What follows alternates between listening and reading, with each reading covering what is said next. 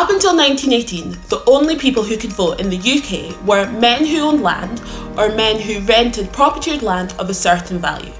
This was actually a tiny proportion of the population, 40% of males, and every single female was disenfranchised. In 1918, as a result of the First World War, the British government introduced the Representation of the People's Act. This meant that property restrictions for men were lifted, and so all men in the UK over the age of 21 could now vote. And because of their contribution to the war effort, the government finally decided to enfranchise women.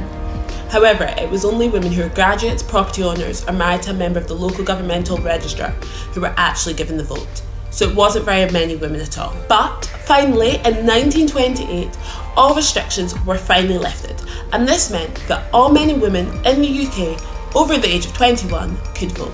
And then finally, in 1969, another Representation of the People's Act extended the vote to all men and women in the UK aged 18 and over. If you're anything like me, a 21-year-old woman who doesn't own property, then less than 100 years ago, you wouldn't have been able to exercise this democratic right.